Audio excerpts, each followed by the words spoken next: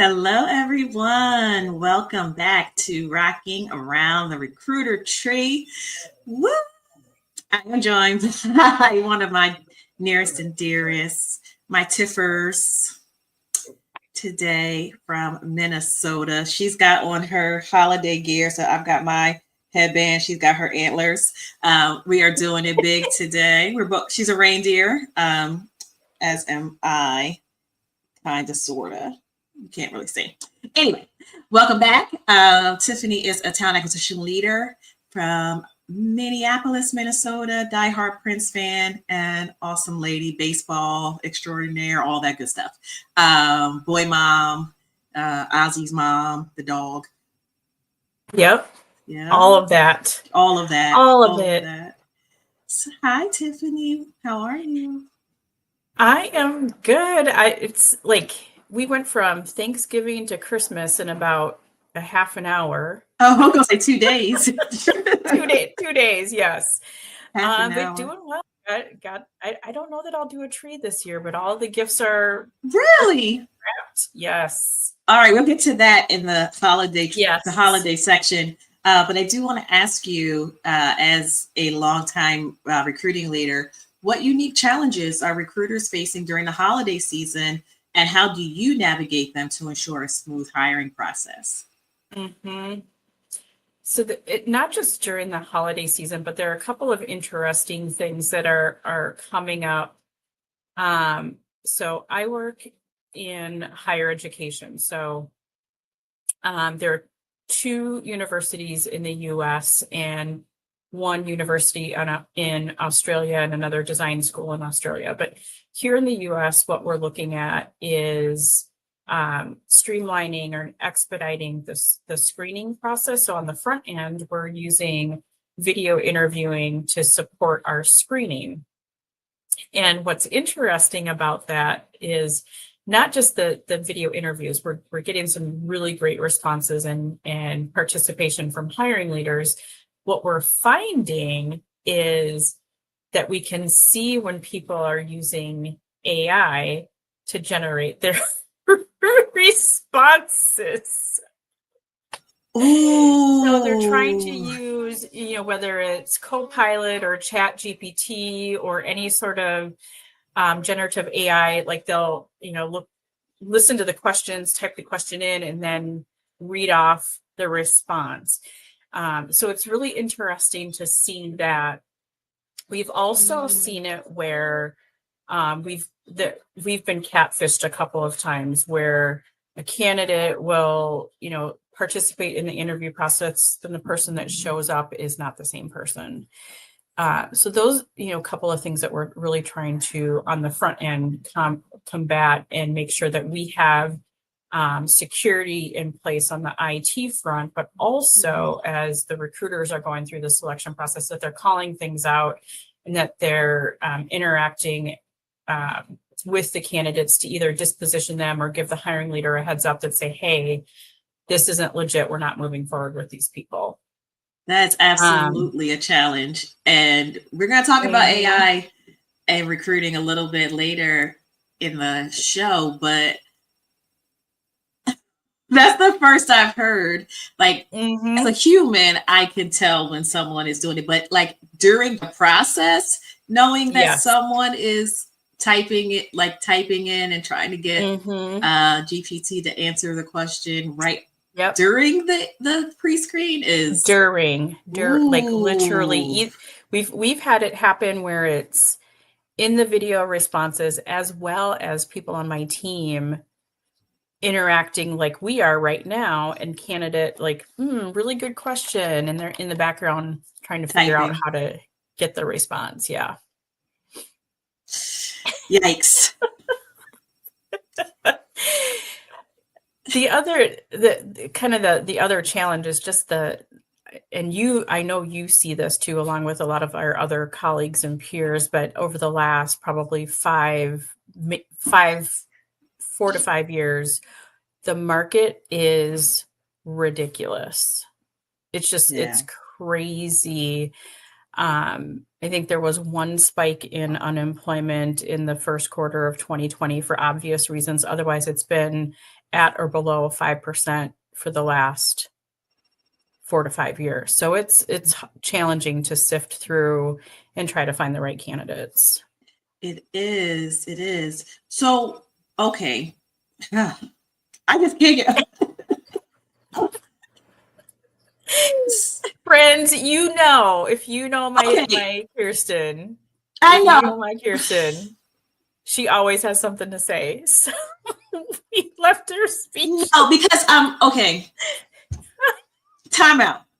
Because as you know, I'm not against AI tools and I'm not against using them for either for the job seeker or for the employer / recruiter / HR, whoever. Because we are using them. We're using them to create job descriptions. We're using them to prepare interview questions and probing questions. We're using them for talent attraction. I mean, and we're using it as a tool to say, okay, let's maybe refine the way that we do this. What do people really want to hear? What trends are really important? You know, what topics are important to people, whatever the case may be. Now, I'm not talking about full on plagiarism, because again, we can always tell when something is plagiarized, but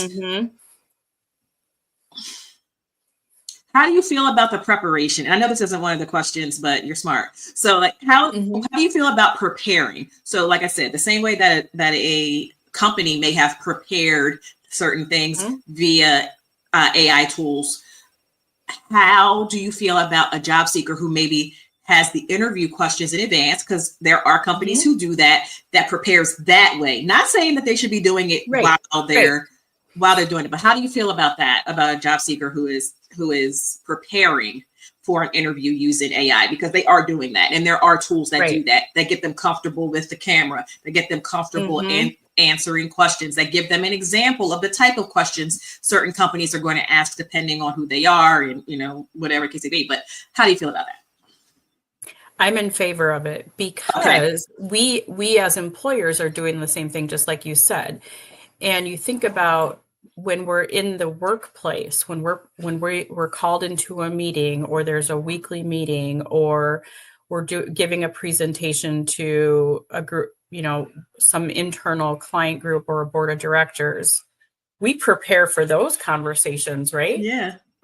Why wouldn't we prepare as a candidate, or give the candidate the opportunity to prepare in the same fashion? We don't show up and say, surprise, tell me what you know about whatever product or service you're talking about. We give people the opportunity to prepare. So as an employer and as an organization, and someone who's responsible for recruiting, if we're doing that, if we are using the tools to set up our recruiting process, why wouldn't candidates do the same? Yeah. Whew. We're going to have that a more in-depth conversation about that. That's deep. We're going to have to talk about that at another time, because I want to explore that a little bit more. But again, we're trying to stay holiday focused, recruiting focused.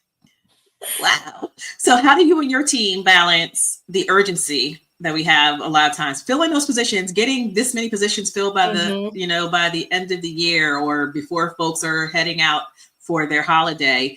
And then how do you balance that with the need to maintain a positive candidate experience?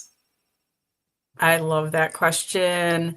So in the higher education world, we have actual deadlines. And not to say that other industries don't, but if we don't have faculty and instructors hired, we run the risk of canceling classes, which then impacts students. So we have there's for the majority of our organization, there are cycles. So every quarter, we know we can backdate things and reverse engineer it. So we know that if we don't have individuals hired by a specific date, which feeds into a start date for their onboarding and orientation that leads to the start of a class or a quarter. So that's naturally built into the operations of the organization. So we naturally kind of weave it into how we operate. And it just, filters into the conversations that we're also having with candidates. One of the things that I like to make sure people understand is that recruiting isn't always about the recruiters, because there are so many factors that we don't have control over, like candidate response time. So if we say that, the sooner you can get back to me, the sooner we can get through the process and get you hired and onboarded so we can start these classes or get you into an onboarding session. It helps the candidates to understand that we're taking it seriously. We care about them, and we want to make sure that we're doing the right thing ultimately for our students as well. But incorporating that sense of urgency and the importance of the candidate throughout that recruiting and selection process helps them to understand that we do care about them as candidates, in addition to caring about the people that we're serving, which ultimately are the students. Absolutely. More good news. Can you share a memorable recruiting success story or lesson learned that holds particular significance during the holiday season?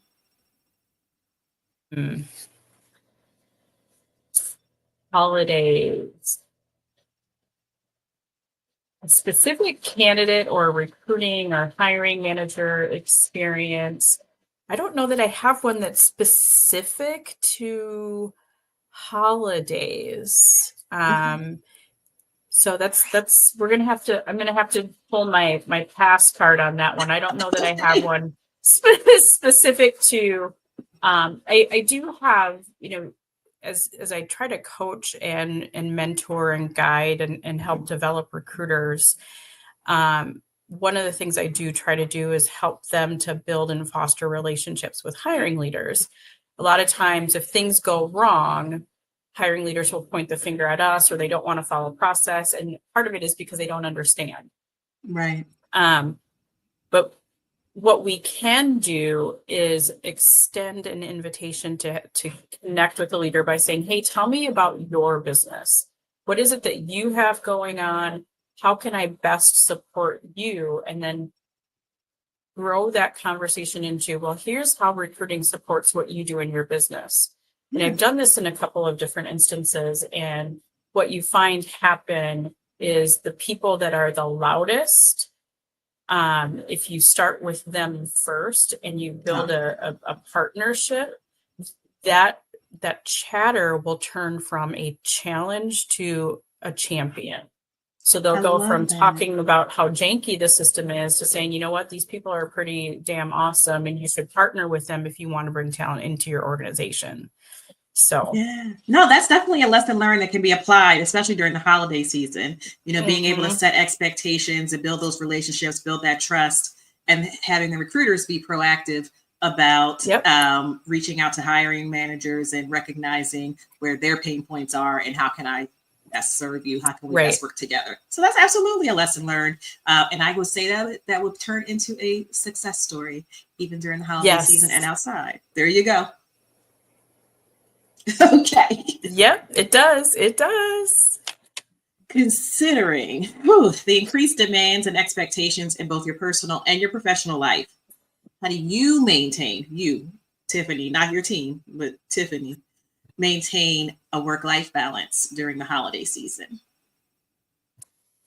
I will shut things off. I had just talked with one of my team members last week, and I said, remember when I went on vacation, I took a week off, and when I left, I turned off on my phone, I turned off the notifications for my email and for Microsoft Teams. I haven't turned it back on. And that was 3 months ago. That's awesome. I will check it when I'm ready to check it if I'm not at my desk. Yeah. But just being mindful of how I am spending my time. And I also say, if everything's urgent, nothing is urgent. So we're not running around here like headless chickens. I'm not doing it. It just, work will get done when it gets done, being aware, of course, of deadlines and timelines, and that there are interdependencies across teams. But I will check out. I will log out of Teams. I will shut off my computer, and I will walk away and take lunch. At the end of the day, I'm done. That's huge. If it's 5 or 5:30, if something really truly is urgent, someone's going to call me. Right. But I'm not going to be on 24/7, even though I work for an international organization. I'm not doing it. And then there's for me, if anyone is connected with me or you see me on LinkedIn or even other social media channels, so Tiffany Toussaint on LinkedIn, you'll see that I'm a mental health advocate, which means I want people, not just me, but I want people to take care of their health, their whole mind, body, soul, spirit. Mm-hmm. If you're not feeling well, don't log in. Because you're not going to be productive. Mm-hmm. I won't check. I'll stay off camera during meetings if I need to. I will say, hey, I'm not going to show up. Can you send me the notes later? But also, you challenge me to be personal about it, or me personally. I am big on getting to the spa. A lot of people go to the gym. A lot of people won't go for walks. I am all about the massage therapy, pedicures, making sure that, regular haircuts, all of that. That's what I do. I love getting your pictures when you're getting your petties. I'm like jealous, like FOMO. Oh, congratulations, thanks a lot. But no, I'm proud of you. That's huge. The only thing I have my notifications turned off on is social media, and that's because I will spend my time and I will get distracted, and I will and I will pay attention to every bang ping instead of staying on task. But you saying that not only did you turn them off, which you should have for your vacation, but like you didn't turn them back on. Like you weren't quick to turn them back on. And guess what? Work is still getting done. You're still successful. Is still getting done. Yeah. Yep. I can leave my desk, shut my computer off, go out, leave and go out to lunch and not be distracted. That's awesome. Whether it's by myself or I'm meeting a friend or it's a work, business, lunch, whatever, I'm good. That's great. That's wow. I'm going to have to adopt that. That's great. But it's, being intentional and being present, not, looking at my watch to see what message came in or looking at my phone. I'm sitting with Kirsten and you and I are having together. a conversation. Yeah. Yep. Okay. All right. Let's do some more advice. That's advice for any working person or person looking for work. But I want to be specific now to job seekers.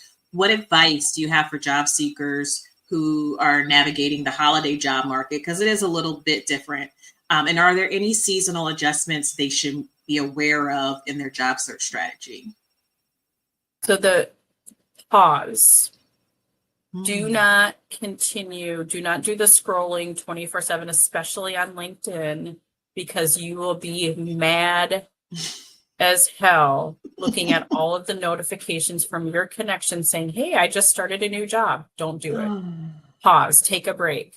You don't have to be out there. But what if I miss something? We'll set up some notifications. Do a Google alert so you don't miss anything. If you're out on the job boards, have the alerts sent to you. You will, if you have the right keywords in that alert, you'll get everything you need to know right in your inbox. But it's daunting. It is. Try to stay organized. Whether it's a spreadsheet or you've got specific organizations that you're targeting or industries that you're targeting, keep track of the things that you're doing, but bake in some break time. Like if you say for the next 2 days, I'm going to check out and I'm doing something else, do that, because it gets to be a lot, especially during this time of year when there are these, societal expectations that this time of year be all the things that are magical and sunshine and roses and yes, joy, happiness, buying things. Adding to carts. Adding to cart. I like that. Adding to cart. Yes. but give yourself grace, but also make sure that you're taking breaks and that you're not heads down, elbows up, job searching 24 hours a day, because you will get burnout from that. Job searching is or can be a full-time job. Yes. So absolutely. Step away from it. Don't scroll. And then, try to be organized about it, as organized as you can. And you may also want to have someone that you can reach out to. If I were to say, hey, Kirsten, I'm looking for a job. Here are the top 3 things that I'm looking for. If you see anything, can you send it my way, or help me connect? So if you've got someone who can partner with you, so you're not essentially doing it all on your own, that's helpful too.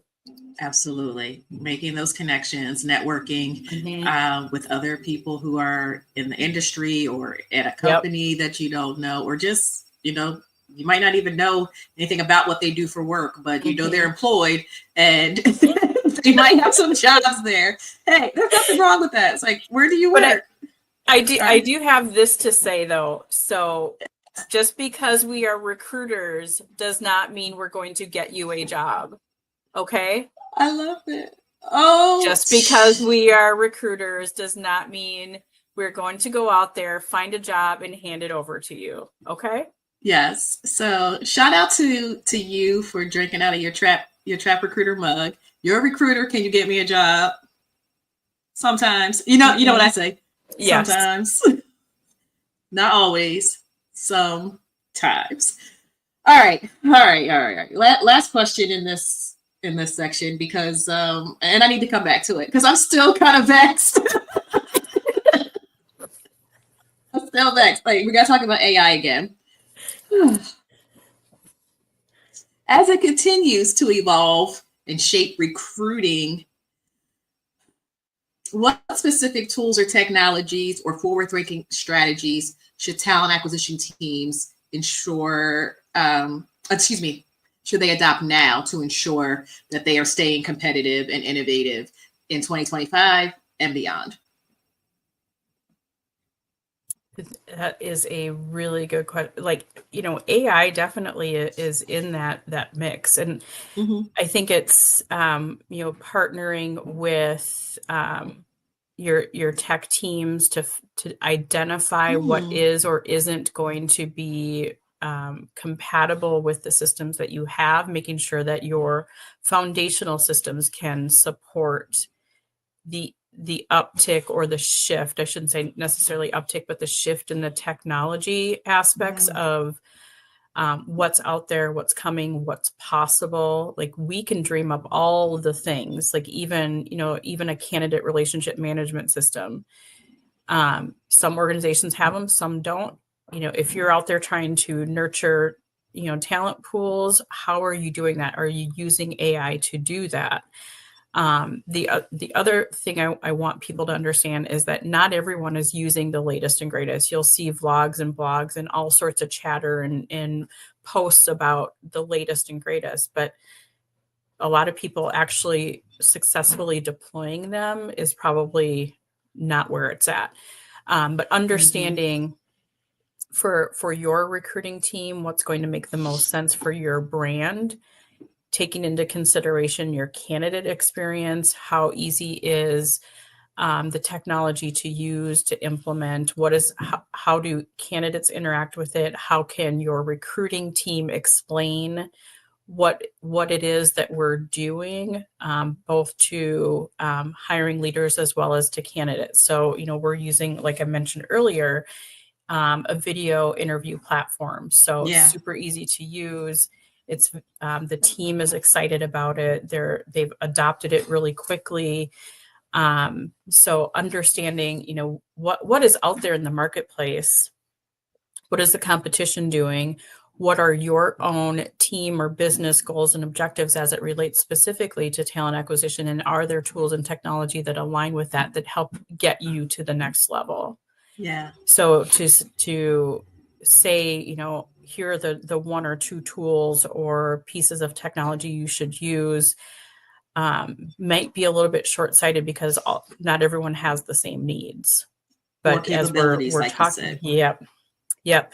But as we're talking specifically like AI, definitely how do you incorporate that into your standard operating procedures, job Okay. descriptions, sending information out, using, in mails and things like that, but helping, using those AI prompts to help you create personal messages. I love it. Whew, okay. I'm glad. I was like, we're not going to belabor that. I'm going to take that offline with myself because I think I'm more upset about it than anybody else. I'm like, what do you mean? Like during the interview? No. During the interview, yes. Yep. Okay. Mm-hmm. Holiday time. Yay. Yes. Okay. What's your favorite holiday tradition? Please don't say the Minnesota sushi. Sorry. So for those of you who don't know what Minnesota sushi is, please open up an internet search browser and search it. It's good. It really is. It really is. Kirsten tried it. She tried it. It's good. It's good.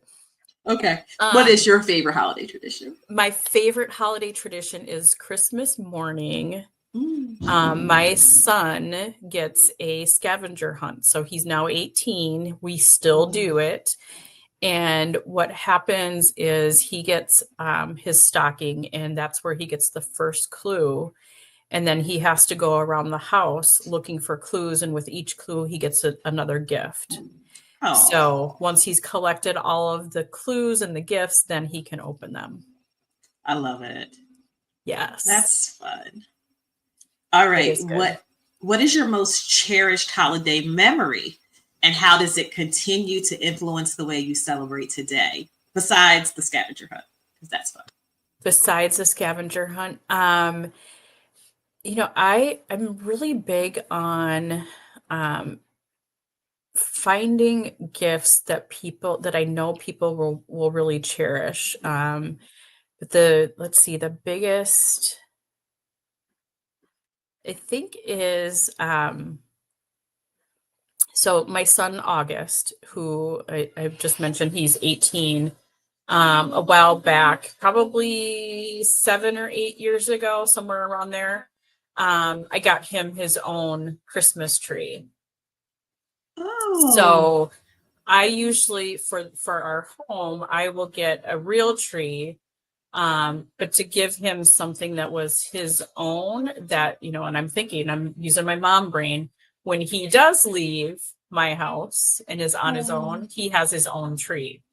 But this tree, it's all decorated with sports ornaments. So he's a retired athlete now, I can say. Okay. But he played baseball and then basketball for a while. And then his senior year of high school, he played volleyball. So all of the ornaments on the tree are sports related. He's got a tree skirt that is all Minnesota sports. So he's got that he can take with him. And did he put his tree up? Because I know you said you didn't put yours up. Did he put his up? Not yet. Okay. Not yet, but he does put his own tree up every year. Our house has two floors. He gets the second floor, so he puts his tree up on the second floor, and we get the family tree on the main floor. Okay. All right. Shout out to August and his very own Christmas tree. That's dope. All right. Thinking about music, movies, and food, what are your absolute must-haves and absolute must-not-haves during the holiday season? So for me, it's deviled eggs. So I will be disowned from any family gathering, from any family, if I don't show up with deviled eggs.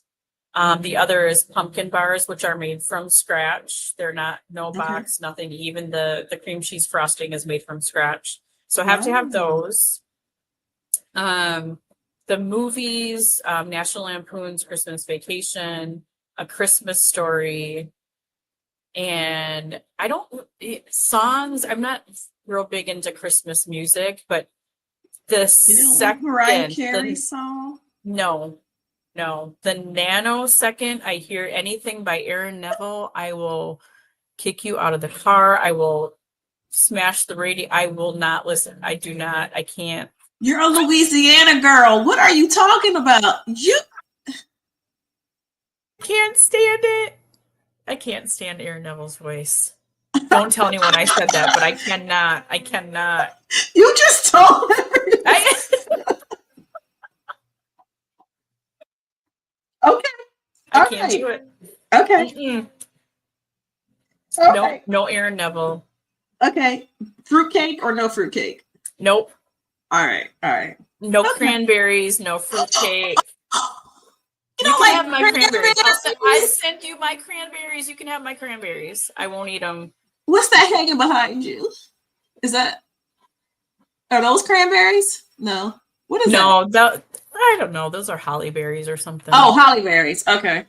Cherries. I don't know. Holly berry. Never mind. Okay. Whew. Do you have a favorite holiday destination, or do you prefer to celebrate at home? Home. So we usually will go to my parents' place. Okay. So once we're done with the scavenger hunt, then we will go to my parents and hang out there and have food and open presents there. Bacon, grits, bacon. Yes. Okay. Yes. Sorry. Champagne. You understand? Bacon. Like we have our own like relationship outside of online, so I see a lot of pictures of food and celebration and fun and love and all of that. So yeah. All right. Last question. Do you set New Year's resolutions? And if so, do you have any unique or interesting ones you'd like to share for 2025? I don't set New Year's resolutions, but what I do is I focus on a word of the year.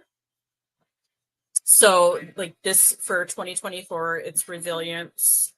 I've also had words like peace, grace, grateful.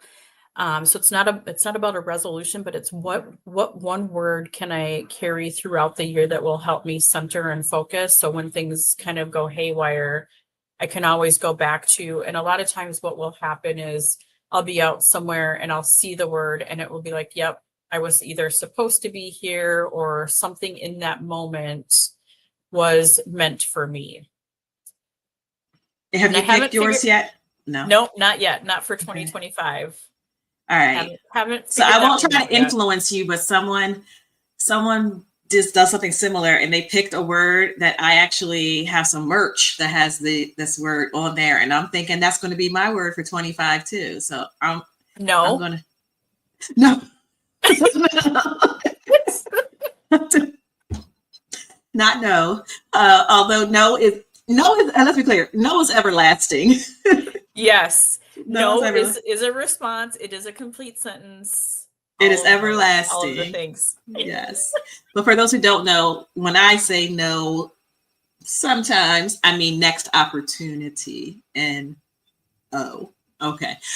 So anything you want to say to the crowd where they can find you on LinkedIn or, anything exciting you want to shout out? Anyone exciting you want to shout out? Anyone exciting? No,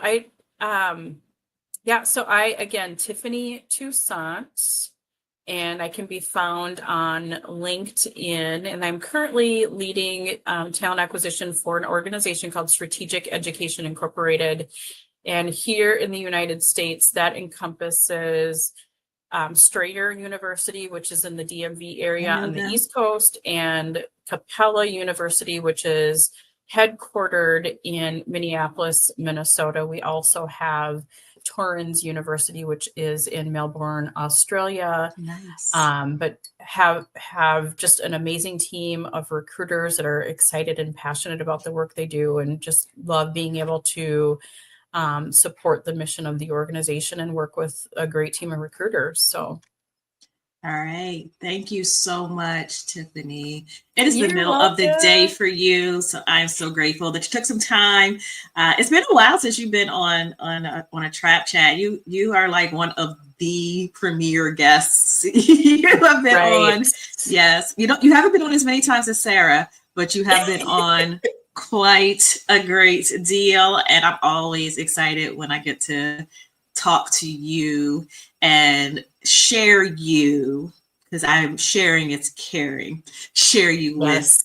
with everyone else. Once again, this is Trap Chat Presents Rocking Around the Recruiter Tree. My co-host who is again out doing Toys for Tots, being his benevolent self, Rich Rosner. Shout out to Yes. him in his absence. It's always fun when we get to link up. And also shout out to the folks at Purple Acorn and the HR Morning Show. Check them out on Tuesdays at 10 a.m. I mean, it's one of the funnest shows that I've had the pleasure of being involved in. And then whenever guests are on, like they're just check it out. I can't even tell you how awesome that show is, because they have so many different segments and this and that. Like, it's great. It's a good group of folks. Check them out. Tuesdays, 10 a.m. Eastern.